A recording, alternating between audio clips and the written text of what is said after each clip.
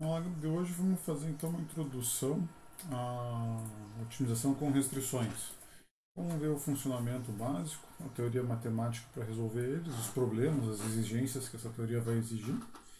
E na última parte da aula a gente vai pegar e utilizar um toolbox do MATLAB de otimização com restrições. A gente ter ideia como funciona, como entra os dados, tal, fazer um overview dele, do funcionamento básico. Tá?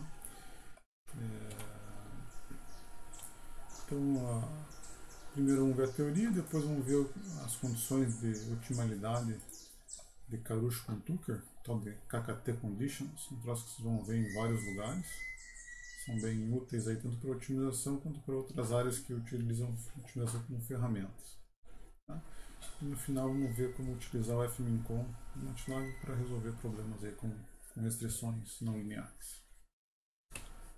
Beleza, então com motivação, assim, vamos dar alguns exemplos de problemas de otimização. Então, bem clássico aqui, que a gente já trabalhou bastante, seria a otimização de treliças. Tá? Então, na otimização de treliças, a gente pode ter alguns tipos de otimização. Então, vamos considerar aqui a estrutura original. Tá?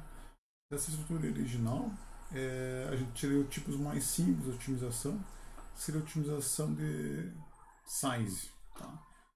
Basicamente, quais seriam as variáveis de projeto aqui? A área das 10 barras.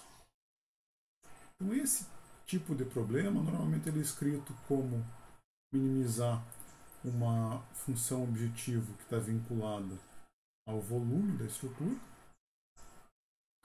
com restrições de tensão. Tá? As restrições mais simples seriam as restrições de tensão do tipo que a gente viu na aula passada. Então, o problema com essa cara aqui, se a gente tiver um domínio contínuo para A e avaliar logicamente a estrutura com modelo linear, de deslocamentos, por exemplo, esse problema se torna extremamente simples, ele se torna um problema linear. Tá? Então ele é resolvido assim, de forma bem trivial.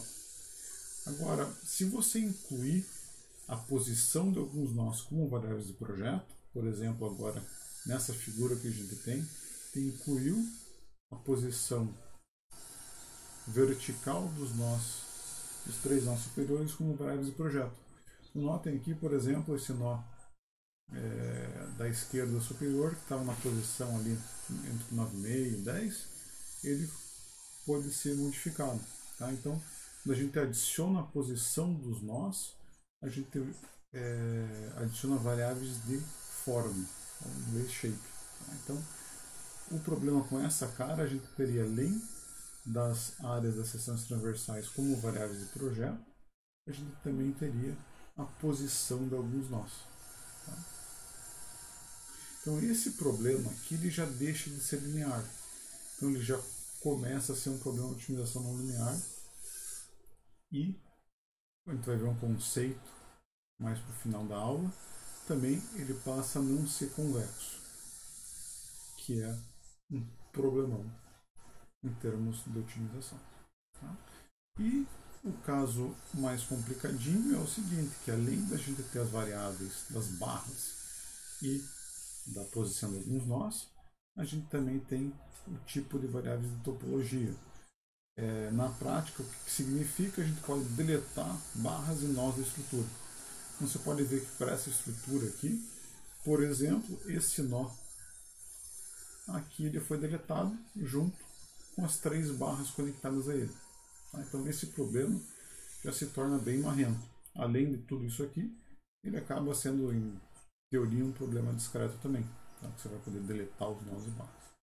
Tem como resolver por gradiente isso aqui, mas se torna cada vez mais complicado. Então a ideia, assim, se fosse utilizar um algoritmo heurístico, nesse problema de size não faria sentido, porque é um problema muito simples. É como se estaria matando lá uma mosca com uma bazuca. Você vai matar a bazuca para uma coisa mais complicadinha, uma coisa desse tipo aqui. Tá? Então, se estão lendo um artigo, você vê um problema que está minimizando o volume de treliça com variáveis de área, utilizando heurísticos, o cara está fazendo coisa errada. Tá? Então, a ideia é a gente sempre utilizar heurísticos nos problemas mais complicados. Tá? Então, venho para esse cara aqui. Na prática, o que seria mais interessante? A gente teria problemas com essa cara aqui, ou seja, Size Shape Topology, e ainda, quando a gente vai, por exemplo, colocar restrições de norma, elas deixam de ser contínuas. Tá? Então tem norma lá que vai exigir que se use uma equação para um intervalo lá entre de resistência e outra equação para outro intervalo. Então as próprias funções de restrição deixam de ser contínuas. Sem contar que, para problemas reais, esse A também deixa de ser uma variável contínua. Ele passa a pertencer a um conjunto discreto, onde seus valores lá vão vir retirados de uma lista de perfis. Beleza? Então o problema de treliças é legal porque ele começa do mais simplesinho, um problema linear, e vai estar até o mais complicadão lá, que seria de otimização de size e shape topology, com variáveis discretas para as áreas, contínuas para as posições dos nós, e ainda podemos colocar aqui restrição de flambagem, de frequência natural, que deixa o troço bem complicadão. Tá? Então essa é a parte legal das treliças. Ela nos proporcionam problemas bem desafiadores para serem resolvidos. Temos a aplicação prática disso. Aqui um exemplo, otimização de torres de transmissão de energia. Então, dentro do core tem uma linha de pesquisa bem estabelecida, com bastante gente trabalhando, que é o desenvolvimento de métodos baseado nesses caras aqui que a gente começou com treliça, só que para estruturas reais. Beleza? Então fica bem bacana o problema.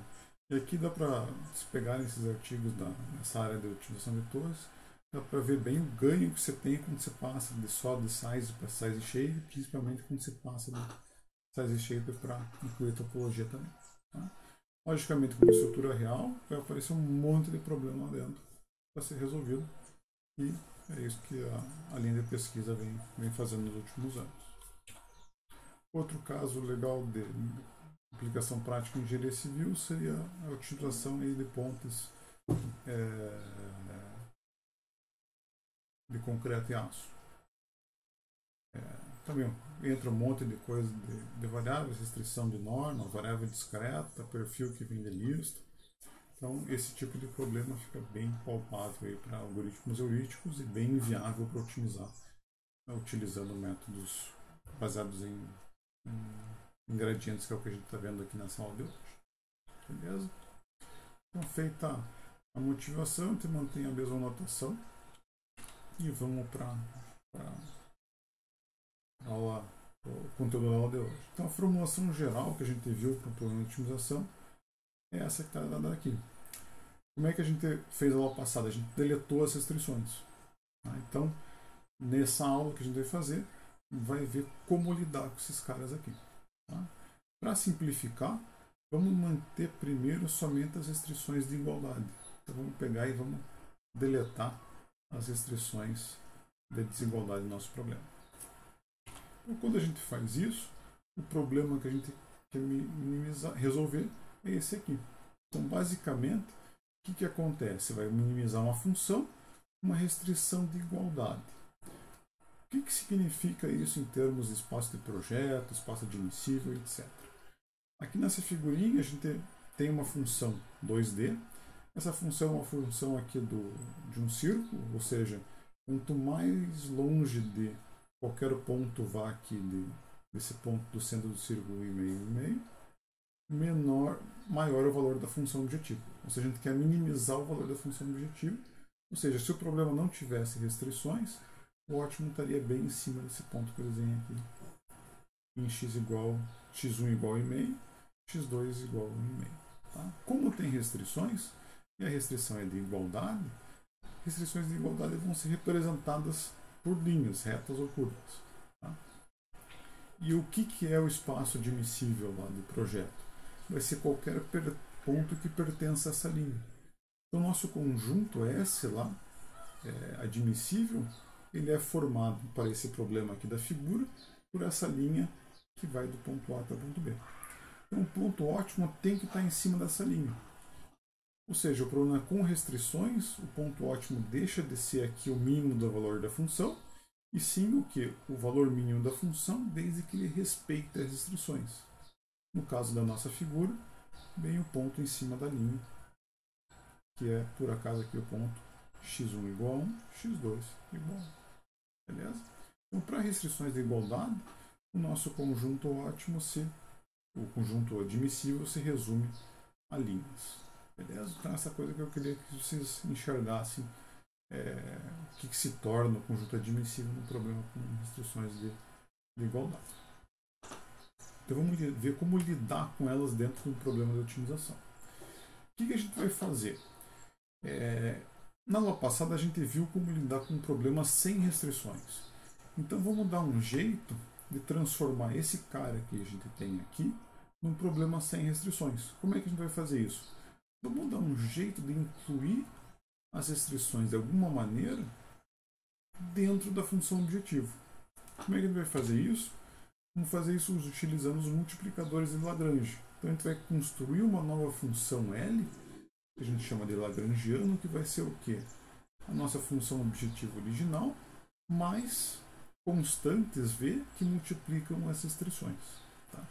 Essas constantes aqui são os tais dos multiplicadores de Lagrange. Beleza?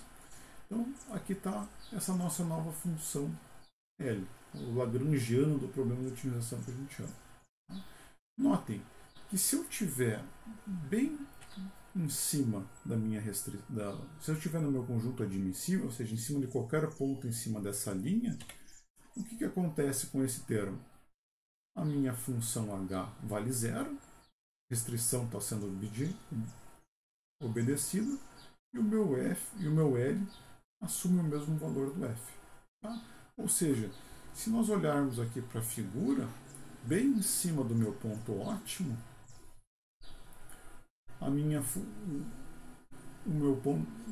no meu ponto x estrela, a solução do problema de otimização, o que vai acontecer? O valor de L é igual ao valor de F. Beleza? Porque esse termo vai a zero. Então, é como se a gente estivesse resolvendo agora um problema sem restrições com essa nova cara, com esses multiplicadores de Lagrange. Então, o que a gente aprendeu a fazer no problema de otimizações sem restrições? A gente queria minimizar a função f, ou seja, a gente fazia o gradiente dela em relação às variáveis do projeto ser igual a zero. Só que aqui a gente introduziu esses multiplicadores de Lagrange. Ou seja, a gente introduziu novas variáveis ao nosso problema. A nossa função L depende tanto de x quanto de v. Então a ideia é a gente resolver agora o problema da otimização fazendo o nosso lagrangiano ser estacionário tanto em relação a x quanto em relação a v. Ou seja, vai ser o gradiente de L em relação a x tem que ser igual a zero e o gradiente de L em relação a v também igual a zero. Então a condição de otimalidade para esse novo problema sem restrições é essa. É fazer L ser estacionário tanto em relação a x quanto em relação a v. Então basicamente o que a gente tem, derivada parcial de L em relação a x, a gente tem essa expressão aqui da equação 7, e derivada parcial de L em relação aos v's, a gente tem aqui a equação 8. Beleza? Notem que, da equação 7, se a gente escrever ela em formato vetorial, o que a gente vai encontrar?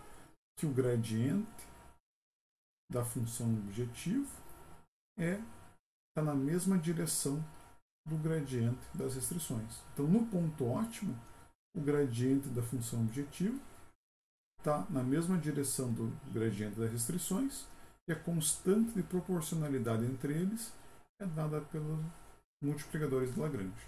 Tá? A gente vai resolver um probleminha e vai checar se essa condição de fato acontece. Beleza? Então vamos ver aquele problema que apareceu na figura alguns slides atrás. Então aquela função objetivo que estava plotada lá é exatamente essa função f que é dada aqui. Então é x1 menos 1,5 ao quadrado mais x2 menos 1,5 ao quadrado. Tá? E aquela restrição que lia da linha A até a linha B é dada por essa equação H. Beleza? Então qual que é o procedimento de solução? Primeiro vamos escrever o lagrangiano do problema. O lagrangiano do problema o que era? Era a própria função objetivo mais o multiplicador de Lagrange vezes a restrição. Tá? Então, fazendo isso, a gente vai ter lá a função objetiva mais V que multiplica a minha restrição h de x. Beleza? Para resolver o meu problema, vou fazer esse cara ser estacionário em relação a x1, x2 e também a v. Tá? Notando que ele depende de x1, x2 e de v. Então, a derivada parcial dele em relação a x1 é dada aqui, em relação a x2 é dada aqui, em relação a v é dada aqui. Notem que a derivada parcial dele em relação a v é a própria restrição. Então, a gente inclui que ela seja obedecida aqui na solução do problema. Notem aqui que a gente tem quantas incógnitas? x1, x2 e v. E temos três equações. Como o problema é bem simples, notem também que é um problema linear. A gente tem essas três equações aqui estão formando um sistema de equações linear para ser resolvido. Beleza? Então, vocês colocando isso em qualquer solver de equação linear, a gente encontra o ponto ótimo do problema. Ou seja, x1 igual a 1, x2 igual a 1 e multiplicador de Lagrange no ponto ótimo também igual a 1. Tá? Então, essa aqui seria a solução do nosso problema de otimização. Vamos ver se corrobora com aquela primeira figura que a gente tinha lá. Então, notem, nosso ponto ótimo é x1 igual a 1, x2 igual a 1. Beleza? Então, está dado aquele mesmo pontinho que estava assinalado na figura antes. Se vocês verificarem, vocês vão ver que gradiente de f vai ser igual a v vezes gradiente de g para o ponto ótimo x estrela.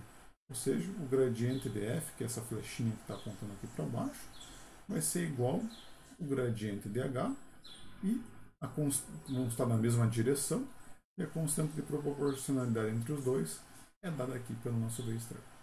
Beleza?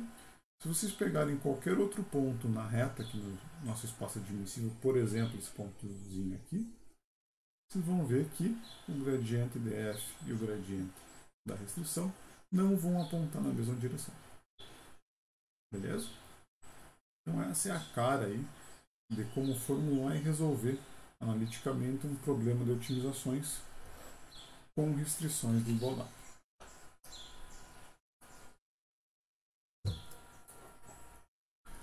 Só que como a gente viu nos nossos exemplos, até intuitivamente, restrições de igualdade não são muito comuns para problemas, por exemplo, de projeto estrutural.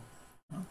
O nosso interesse maior normalmente vai estar relacionado às restrições de desigualdade.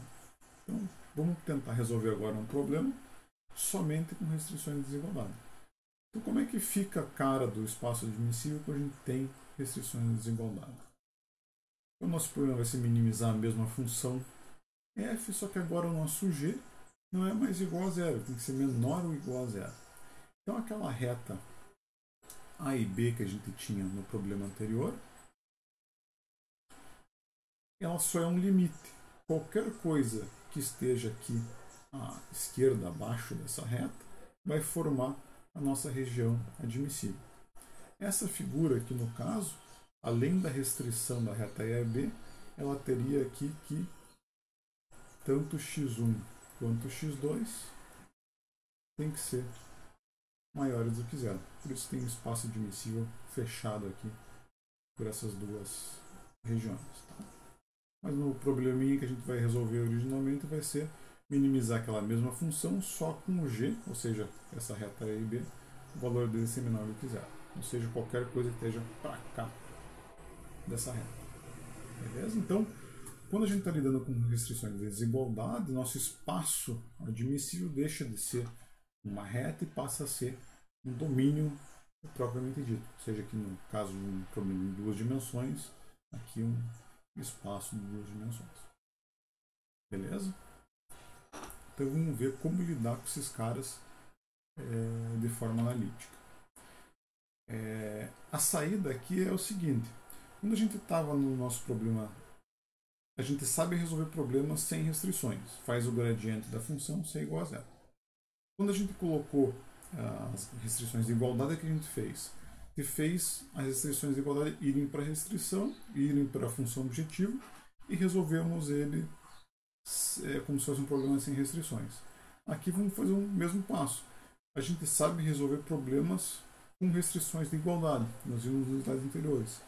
Então vamos transformar a nossa restrição de desigualdade em uma restrição de igualdade, somando aqui uma constantezinha que vão ser as variáveis de folga, tá? Ou slack variable. Então, se a minha restrição não está folgada, ou seja, não está ativa, o que eu posso fazer? Somar uma constantezinha que faça ela valer zero. Então, essa situação, a soma da variável de folga, nos leva a 3 situações diferentes. Se a nossa variável de folga for maior do que zero, a restrição é chamada inativa, ou seja, eu estou longe da minha restrição. Graficamente, seria qualquer ponto onde a restrição está sendo obedecida. Por exemplo, os pontozinhos que eu estou desenhando aqui. Quando a minha variável de folga é igual a zero, a gente diz que a restrição é ativa, ou seja, são pontos bem em cima da minha restrição. Então, qualquer ponto em cima da minha reta A e B aqui, ele nos diz que a restrição é ativa, a folga é zero, ou seja, o S é igual a zero. E se o meu S for menor do que zero, a restrição está violada, ou seja, a vaca já foi para o brejo. Em outras palavras, qualquer ponto da minha restrição não é obedecido, qualquer ponto aqui à direita, acima da minha linha. Beleza? Então, no nosso caso, a gente quer lidar com pontos ou que a restrição esteja inativa ou ativa, nunca violar.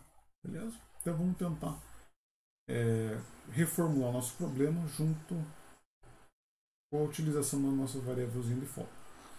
Como a gente vai ter que diferenciar as coisas, etc., por conveniência, a gente pega e reescreve ela como dessa forma.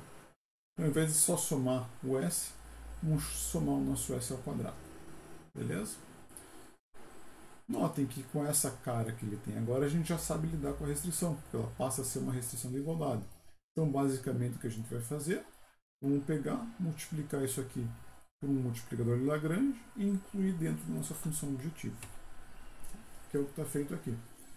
Então, o nosso lagrangiano para restrições de desigualdade vai ser formado pela nossa função objetivo original, mais o somatório das multiplicadores de Lagrange das nossas restrições de desigualdade, vezes a restrição mais as variáveis de folga. Beleza? Então aqui está a cara do lagrangiano para restrições de desigualdade. Então aqui uma coisa, eu vou falar agora, depois a gente vai verificar depois, que para a gente interessa somente esses dois casos, restrição inativa ou ativa. Tá? Então, desses dois casos, o que vai acontecer? Se a nossa restrição estiver inativa, o nosso multiplicador de Lagrange vai valer zero. Se a nossa restrição estiver ativa, se a nossa restrição estiver inativa, o multiplicador de Lagrange vale zero e o S vale alguma coisa maior do que zero. Se a nossa restrição estiver ativa, o nosso multiplicador de Lagrange é diferente de zero e o S igual a zero. Tá? Então, por caso de restrições de desigualdade, o nosso multiplicador de Lagrange ele é sempre maior ou igual a zero. Tá? Já vai ver daqui a pouquinho por quê. Então, com essa nova formulação, o nosso Lagrange não depende tanto de x, quanto de u, quanto de s. Tá? Então, quanto mais restrições a gente tiver, mais variáveis para resolver dentro do problema de otimização que vai ter. Beleza? Então, cada restrição de desigualdade adiciona duas novas variáveis ao problema. Um multiplicador e uma variável de folga. Então, a condição da otimidade para esse tipo de problema é fazer o hélice estacionário em relação a x, a u e a s. Tá? Então, aqui, em relação a x, em relação a u, e esse último carinha aqui, que é derivado em relação a s, são um troço que a gente vai chamar de condições de troca.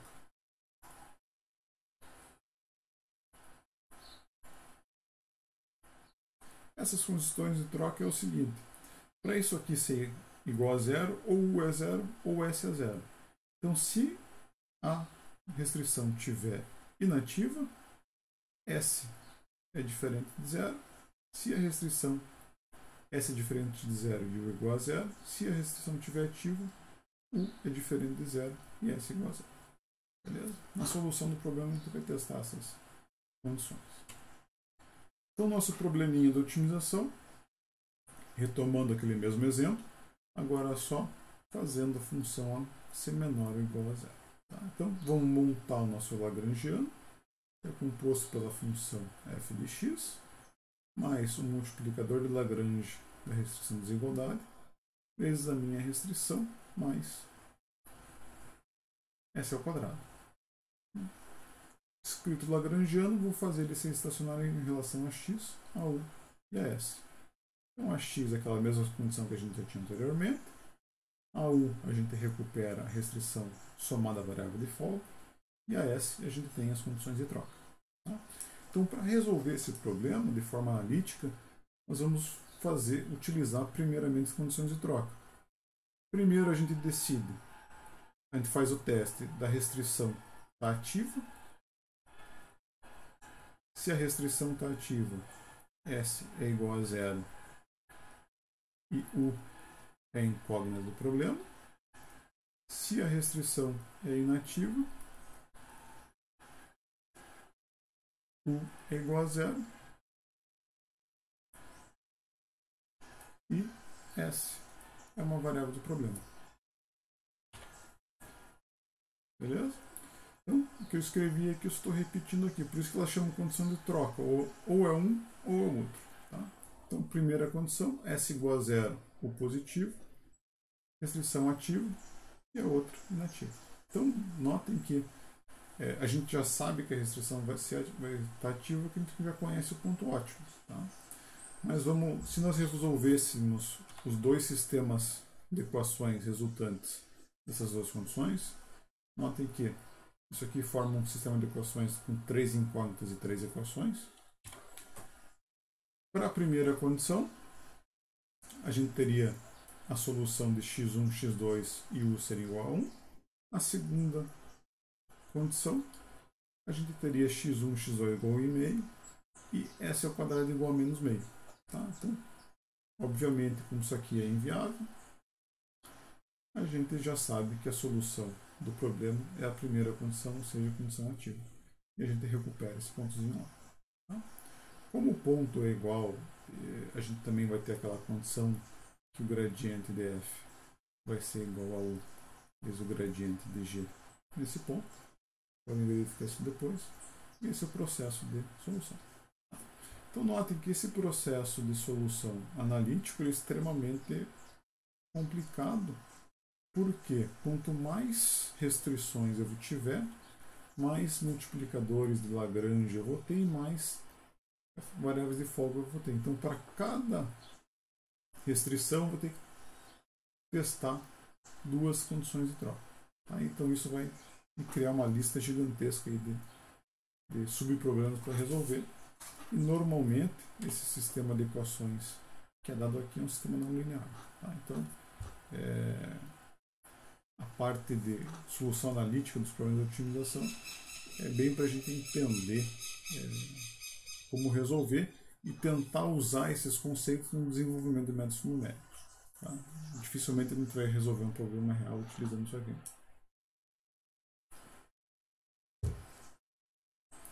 Juntando todo mundo, ou seja, restrições de desigualdade e igualdade que a gente viu aqui na aula de hoje, a teoria de otimização geral para problemas sem restrições ela é dada pelas condições de otimalidade de Karush-Tucker, chamado KKT Conditions. Tá? Então você vai aparecer em vários lugares. E o que são esses caras? É nada mais do que juntar todo mundo que a gente viu na aula de hoje. Tá? Então, o processo de solução utilizando essas condições de otimalidade de Karush-Tucker é o quê? Escrever o nosso Lagrangiano. Então, notem aqui que agora ele é completo, composto tanto pelas restrições de igualdade quanto das desigualdade. Fazer o nosso lagrangiano C estacionário, tanto em relação a x quanto v quanto u. Beleza? Verificar as condições as restrições de desigualdade, ou seja, testar todas as condições de troca. Nas condições de troca, ver se alguma não faz sentido físico, que nem fez o nosso problema aqui, um valor a quadrado ser igual a menos 1, não tem número imaginário no nosso problema. Ou mesmo verificar se os nossos multiplicadores de Lagrange das restrições de desigualdade são todos positivos. Se tiver algum negativo, não é uma solução do problema, então pode descartar. E por fim, a gente tem que também checar a regularidade do ponto ótimo. Tá? Então, a gente tem que ver se o gradiente de todas as restrições ativas são linearmente independentes. Então, notem, aqui é um processo bem moroso, a gente vai precisar para resolver o gradiente de todo mundo, tanto da função objetiva como todas as restrições, e no final ainda verificar se esse ponto é encontrado, se o gradiente das restrições ativas é linearmente independente. Isso aqui é uma exigência que a gente não pode ter um número de restrições ativas maior do que o número de variáveis do problema. Senão a gente não consegue gerar esses caras aqui linearmente independentes. Beleza? Então, as condições de KKT é a gente fazer esse processo inteiro. Tá? Basicamente o que a gente fez anteriormente, só que agora para um problema geral, tanto com restrições de desigualdade quanto restrições de igualdade. Tá? Esse cara é útil quando a gente consegue mostrar que o nosso problema de otimização é convexo. Tá? Já vou definir o que é um problema de otimização convexo. Se a gente tiver um problema de otimização convexo, as condições de KKT elas são tanto necessárias como suficientes para o ponto ser um ponto de ótimo. Então, para um problema convexo, se a gente resolver obedecer as condições de KKT, a gente tem o ótimo global do nosso problema de otimização. Beleza? Então, o céu para esse tipo de problema, ou seja, quando você quer utilizar as condições de KKT ou métodos baseados em gradiente, é ter um problema de otimização convexo. Mas o que é um problema de condição? Um problema de otimização convexo é quando a função objetivo e as restrições de desigualdade são convexas e as restrições de igualdade são lineares. Beleza, restrição de igualdade linear a gente já sabe o que é, mas o que é uma função ser convexa? Uma função ser convexa é ela obedecer essa condição aqui. Tá? Ou você mostrar que a hessiana dessa função em todo o seu domínio é positiva definida. Visualmente, o que quer dizer isso? Essa equaçãozinha aqui visualmente é que uma função é convexa se você consegue ligar dois pontos, se você traçar dois pontos na função, por exemplo aqui, ponto D1, ponto D2, e traçar uma reta entre eles. Se essa reta não cruzar a tua função, ela é uma função convexa. Então notem, essa função que está plotada aqui, se você limitar o teu domínio entre, por exemplo, 0 e 6, ela é uma função convexa. Você pode escolher qualquer dois pontos entre 0 e 6 e traçar uma reta entre eles, a reta nunca vai cruzar a própria função. Ou seja, a gente obedece esse cara e matematicamente a gente consegue mostrar que a matriz hessiana é positiva definida em todo o domínio. Só que, se você definir o teu domínio variando de 0 a qualquer coisa maior do que 6, nem está aqui, por exemplo, de 0 a 18, se eu escolher qualquer pontinho desse lado, por exemplo, se o ponto D3, a reta entre os dois pontos está cruzando a função. Então a função deixa de ser convexa. Beleza? Então, para você a garantia da otimidade, usar com toda a confiança as condições de Karush-Tucker, a função objetivo e as restrições de desigualdade têm que ser convexas, assim como as restrições de igualdade têm que ser lineares. Por que lineares? Se tiver uma linha reta, se sua restrição de igualdade não for linear, for uma curva, automaticamente você já não pode passar uma reta entre dois pontos e ela não vai pertencer lá para o espaço admissível. Tá? Então, é uma restrição que tem que ser obedecida também. Beleza? Então, basicamente, num problema de otimização matemática, a gente exige que todos esses caras sejam convexos e a gente precisa sempre de valor de f, gradiente de f, valores de g, h e também dos seus gradientes. Então, nota que a gente exige um monte de coisa na nossa função, tanto objetiva quanto de restrições. A solução desses caras sempre tende a ser um troço bem complicado, assim, quando a gente está muito perto de problema, ou quando está resolvendo problemas próximos da realidade. Beleza? A ideia geral que eu queria dar é essa. Ou seja, sempre que você tiver um problema convexo, você vai utilizar gradientes para resolver. Se ele não for convexo, aí a conversa já muda. Já passa aí para algoritmos heurísticos ou algo diferente, pelo menos na versão clássica aqui dos métodos matemáticos. Para otimização numérica com restrições, a ideia lá de solução é a mesma dos problemas com restrições. Você sempre vai ter um ponto, você vai atualizar esse ponto com uma direção de descida no tamanho de passo. Tá? Só que aqui a gente vai ter diferentes filosofias de como lidar com as restrições nesse processo. Então, o mais simples seria o método de finalidade. Depois a gente passaria ali para problemas de programação sequencial, gradiente projetado, etc. Na disciplina de introdução à otimização, esses caras aqui a gente entraria dentro de cada um e veria em detalhe como funciona a implementação, etc. Tá? Mas como a gente só está dando um overview aqui para a disciplina, vamos pegar e resolver alguns problemas utilizando um toolbox de otimização. Beleza? Antes da gente partir para essa parte do problema, só quero deixar claro aqui, para qualquer método desse, a gente sempre vai precisar, pelo menos em cada iteração do algoritmo, o valor da função, o seu gradiente, assim como o valor das restrições num dado ponto e dos seus respectivos gradientes. Tá?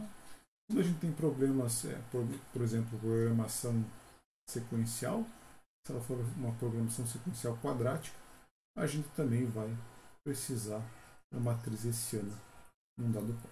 Tá? Então, mas é só para lembrar que tudo que a gente precisava lá para os métodos sem restrições, a gente precisa e muito mais para fazer funcionar. Beleza? Então, aqui a sugestão de tarefa, a gente vai resolver um probleminha ali no MATLAB, vai se resolver ele também com diferentes características que a gente aborda depois de a gente resolver o nosso problema. Beleza? A parte expositiva da aula teórica para aqui, a gente vai para as perguntas e depois vai para o MATLAB.